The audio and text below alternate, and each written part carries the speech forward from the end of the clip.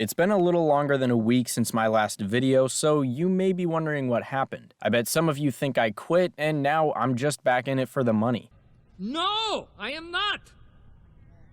A little, but... Or maybe you don't care and you only really clicked for the car flipping info, and if you are, I'll toss up a time for you to skip to. For anyone who's been interested in car flipping or has already started, here's a walkthrough and tips I've picked up over the years, along with what I learned from profiting $1,000 on my first official $3,000 flip, along with where I've been all this time. Let's get into it.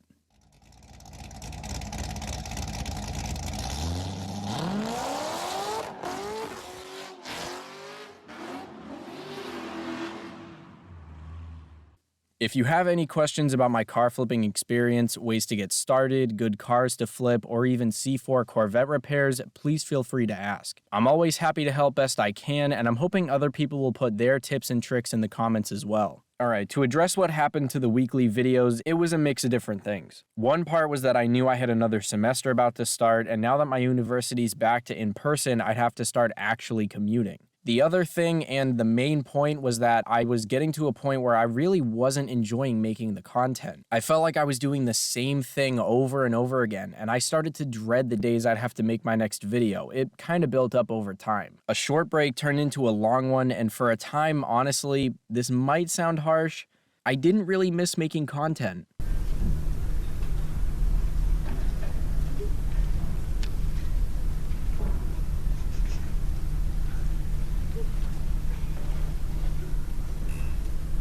My grades also did end up getting a lot better, which was kind of cool, and I didn't have to half-ass any work or videos because it took me more than 2 full days each week to make one. But obviously it got to the point where I did miss it, and now I want to start back up. My plan is to start back with 1 video a month, so I know I'll actually have the time for it, and we'll see hopefully soon when I can get back to once every other week, and then back to a weekly schedule. I also hope this will make the content better instead of having to make filler videos or anything like that. I'm not sure when I'm going to get back to the Liberty V8's Instagram page, but the connection through YouTube is just better for me than the one through Instagram. Obviously, the giant checks I get from YouTube with tons of zeros on them are sweet. Oh, hi, thanks for checking in. I'm still a piece of garbage. But in the end, I'm here because I'm passionate about cars and the car world. I'm happy to help people, and you guys are kind of cool too. Aww. Moving on to my first car flipping experience and tips for each part of the process. One day I was randomly told about a cheap C4 for sale on Facebook Marketplace. I didn't have prior plans to buy a Corvette or a car to flip, but we all know how hard it is to resist that urge to go car shopping. It's even worse when you've got people throwing cheap listings in front of you. No, don't do it. No, don't. The first one sold too quickly, but eventually I found one for $3,000 with no accidents, no rust, an easily fixable interior, and only 73,000 miles on it. I priced it out over and over again, knowing how much wiggle room I'd have after repairs, what I need to fix, and how much it would cost, sales tax, and possible reasons to decrease my selling price. It was kind of fun doing all that math, but I already knew how much these sold for, and I knew I should easily at least break even. I bought it for $2,900 because I'm a pro negotiator and drove it home in kind of an iffy way. In the winter, I brought in an hour and a half with the roof in the back because it was missing bolts to attach it. I also had what we'll call a Walmart seatbelt because as we were about to leave with the car, I reached back for the seatbelt and grabbed a whole lot of nothing, which was a little confusing. After cleaning the car up a lot, touching up the paint, doing general maintenance, and buying other replacement parts I needed, I ended up being all in at $3,600 counting tax. I listed it for $4,750, which is still a little on the cheaper side in my area in order to sell it quicker and because it needed tires, which I clearly stated. I ended up selling it within a couple weeks for $4,600. I did get a little lucky selling after used car prices were reported to be higher, but even when I bought it, I was confident I'd get at least $4,300. So on top of owning and working on my own Corvette, I made about $1,000, which is pretty cool. It was also cool working with a couple of my friends on it, and at one point my girlfriend even held the flashlight for me, but you know how that usually ends up. What are you? An idiot sandwich. Over the 9 months, that ends up being a 28% return on my money. Definitely not bad, but keep in mind, things rarely go as planned and your time is worth something too. Counting labor hours makes it seem not as great, but even if I had put 50 to 100 hours in it total, that hourly pay could be acceptable depending on what you expect. For anyone with like $4,000 to spare who wants a good project, a cheap muscle or sports car flip could definitely be something to look into. It can be a lot of fun, an awesome way to learn, and something to do with your friends. For me, it ended up going great and I had a fun time with it, but it also stressed me out because I had other stuff to do each week. Having the car to flip on top of everything else kind of just made it one more thing hanging over my head. Towards the end of having it and afterwards, I told myself unless I end up with more time to dedicate to it, I'm gonna hold myself to not getting another one, even if I've got people showing me cheap listings. Unless. Unless.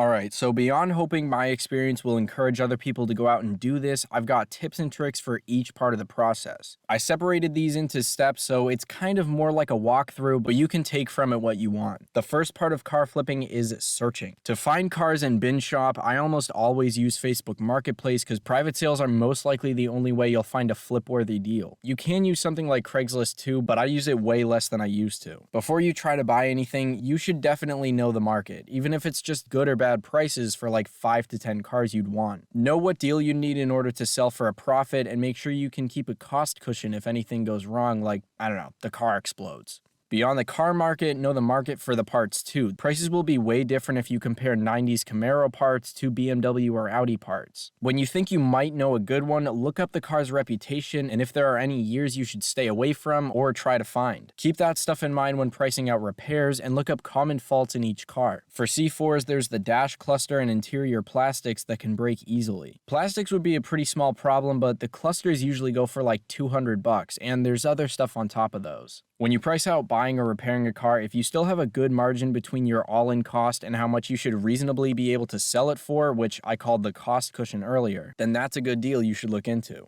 Next, you get to think about buying. When you find online listings you like, first thing you should do is look at the important stuff you can see from the description, like mileage, title status, engine type, and stuff like that. Then look through the pictures, which there should be multiple of. If there's less than like 4, I usually don't even bother. If things seem good, then ask the seller about anything and everything you want to know. A note from my flip, make sure the person selling you the car is actually the owner and not a friend of the owner who's now away and can't be contacted, blah blah blah. It was ridiculous.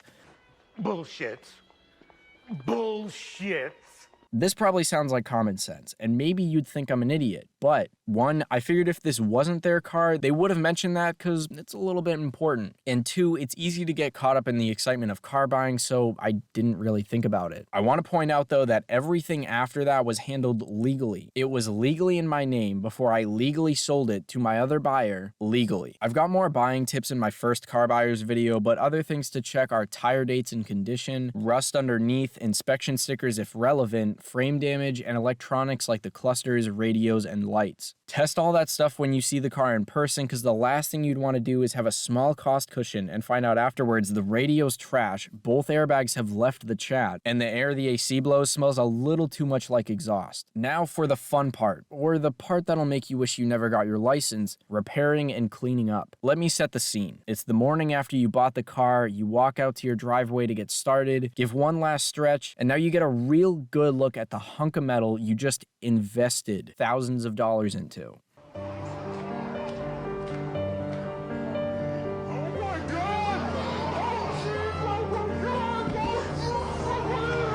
Don't freak out too much. As a way to not get intimidated, make a list of everything you want to do to make it sell-worthy. Put the most important things at the top and start with those. Keep in mind as you work, you'll probably keep finding small issues as you go, even a month or 2 in. Just little things like scratches and dents. This ties into the second thing, which is you can always do the most important things until it's sell-worthy. List it with a price over your total costs at that time, then continue to improve it and increase the price, or even remake the listing. If you're going to do any paint work, don't commit to jobs you're not positive you won't just make worse. I wouldn't say don't challenge yourself, but just kind of don't be overconfident. I would say look up a lot of videos and find like a practice area or even some other car to practice on. For the car as a whole, try not to overdo anything. Don't go crazy customizing it because those things won't pay for themselves, and the more you customize it, the smaller your group of interested buyers becomes. Only pay for the repairs you need or fixes that'll be right out in front for the owner and aren't too expensive. After fixing it up, you're ready to list for sale. When listing the car, you want to be as transparent and honest as possible. Take as many pictures from different good angles as you can and include the whole car in every exterior picture. We all know how sus it looks when people leave like one part of the car out in every single shot. You should at least have good resolution pictures of the front, back, sides, interior, engine bay, and underneath. After that, include anything else that's important, interesting, and helpful, but have as many pictures as possible. Also, take your pictures in a cleaner area. Just avoid anywhere grassy or with junk in the background. For the description, tell the mileage, if it has a clean title, and that the title's in your name. Also, that it's had a recent oil change and is well maintained and cared for, because you should probably do that. Mention other good things like a new battery, new radio, or new tires, and also bad things like if it needs tires, has ripped seats, or any other major problems you can't handle. I'd say always fix dash lights before you try and sell anything, and clearly state if you want to only deal in cash, which is what I always do. Here are a few do's for listing online. Price it over the minimum price you'd want and expect people to haggle. Also, respond to any questions about the car. The sellers who ignore people get really annoying. The do nots are: don't put the listing price as $1 or even a crazy high number. Also, don't set the mileage as 1 or anything besides the full real number. And lastly, don't be one of those people who freaks out and gets pissy in the marketplace description being like, if the listing is still up, it's still available, so don't keep asking me that. That message is just a preset thing buyers can start a conversation with. Do not let it freak you out.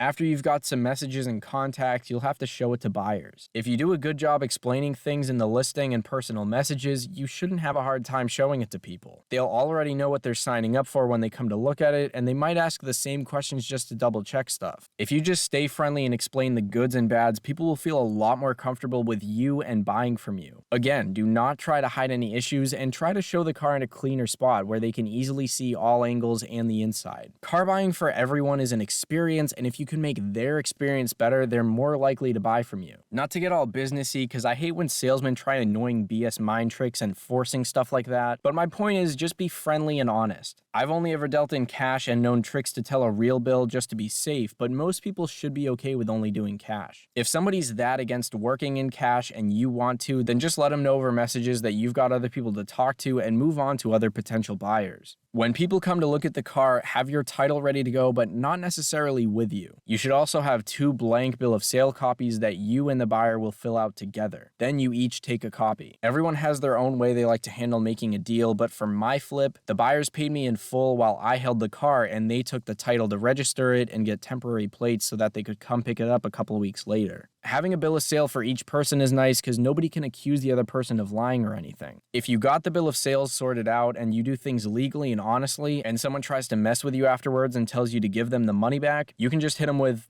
No, I don't think I will. Like I said earlier, if anyone's got their own helpful tips or tricks for car flipping, please put them down in the comments to help out other people. Even though I have another experience buying and selling a car in the past, I don't really consider that a flip just because I made my money back, and flipping wasn't my original goal, but I know some of you are probably way more experienced with it than I am. Also, feel free to let me know if you have any questions about my experience or advice. Back to how I plan to have my upload schedule be, my plan for now is once a month so I don't have to give up other obligations and goals I have, but I would love to get to one every other week and then back to one weekly. I'm sorry I ended up taking such a long break, but thank you guys for the continued support. I'm really hoping this plan works out, and I'm going to genuinely try my best to keep it going. As always, thank you guys very much for watching after all this time of me being away. I appreciate every single one of you. I'll see you all next time. Have a great day.